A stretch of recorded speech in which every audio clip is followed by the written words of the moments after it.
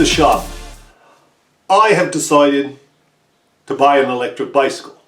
But when I started looking at the videos and web page information on electric bikes, it was very confusing. So I've decided to wade through all the information and make a decision from the facts.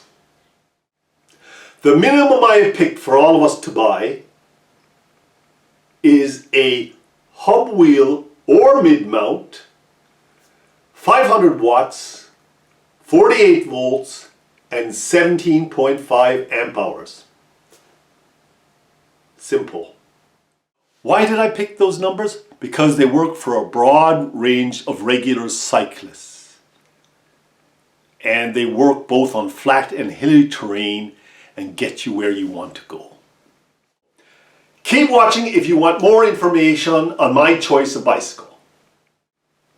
There's so many confusing, conflicting videos that I decided to make it simpler for you to buy an electric bike.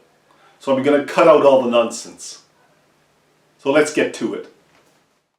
We're going to pick a nice bike for the casual buyer or the average cyclist like myself who just wants to enjoy the bike and go places.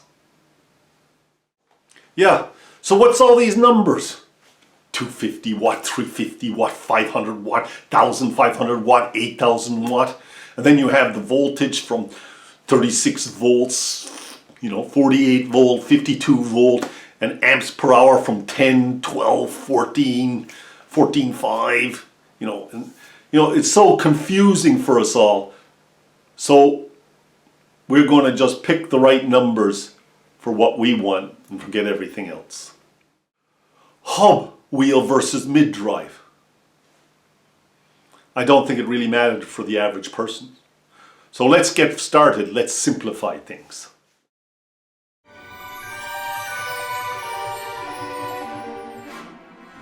So here's a mid-drive built in. You can see it welded in the bike. And here's another built-in Bosch mid-drive, and here's one with the battery. And now you'll see a hub wheel in the front of a rental bicycle, but they're all with the hubs like this. And here's a back wheel hub with the battery in the carrier rack. This is a kit of a hub wheel. Here's another 4, but just a display of a kit. This is the Beifang motor kit. Well, there you go. There's the visual of a hub wheel and of a mid-motor drive. Now, the hub wheel is you can have one for the front of the bicycle or the back of the bicycle. And for us average cyclists, it doesn't really matter. I like them in the back, pushing, but if you want to carry weight in the back of your bike, you might want it in the front, if you're going shopping and you want the shopping on the back, right? But, the hub wheel is driving on its own, and actually, the pedaling with the chain is separate. So the hub wheel will run your bicycle once you turn the throttle and away you go. You don't have to pedal all the time. There's some countries where they, say you have to, and they have certain ways of doing that. So anyways, the mid-drive is centered in the center of the bike, as we saw in the pictures, at the bottom of the crankshaft where the pedals are. And the difference isn't really anything big for us because we don't mind where the drive is coming from, truthfully. Now, what happens is the mid-drive has more torque, and the hub drive has a little bit less torque, in the sense, when you're straining, right? So on these professional bikes, when they're doing mountain bikes and that, they want the mid-drive because it's got a lot of torque, and it doesn't break the wheels so much. It would most likely break the spokes when you get to higher levels and you're torquing that much. Whereas the mid-drive, most times you most likely break the chain, but this isn't what's going to happen. This isn't our concern because it would never happen to us. We're not going to do that. So let's move on. There's one other difference between the mid-drive and the hub wheel, and that's the hub wheel has a controller which controls the power going in and out of the motor to the wheel. The hub has a controller, whereas in the mid-drive it's built in. But you know, if you're buying it all finished, it doesn't matter because it's all packaged and put in for you. If you're doing a kit form, your controller will take a little bit extra space somewhere under the bike, or you have to hide it somewhere. But it's a box, it's kind of a narrow box, and you fit it in on your bike somewhere. But for us people that just want to buy a bike, it's not a problem, is it? So a mid-drive motor drives the chain, which I forgot to tell you, so there you go.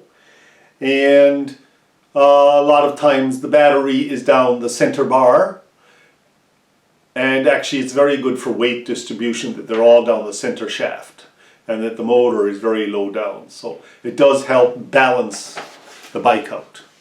Just a little tip.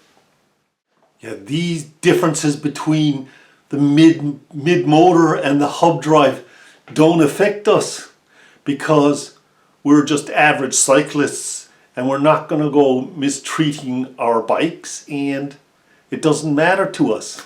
We just want a bike that works. So it doesn't matter which one you take. Okay, so what we want to do is pick a bike that goes far enough for us during the day, goes on the flats, and goes up and down hills. It's so simple, it's unbelievable. So what are we going to do? We're going to pick a bike that does all of that and won't give us any trouble. How simple. But what kind of bike is that? My advice for anybody picking an electric bike for a flat and hilly area is 500 watts, 48 volts, and 17.5 amp hours, no matter what.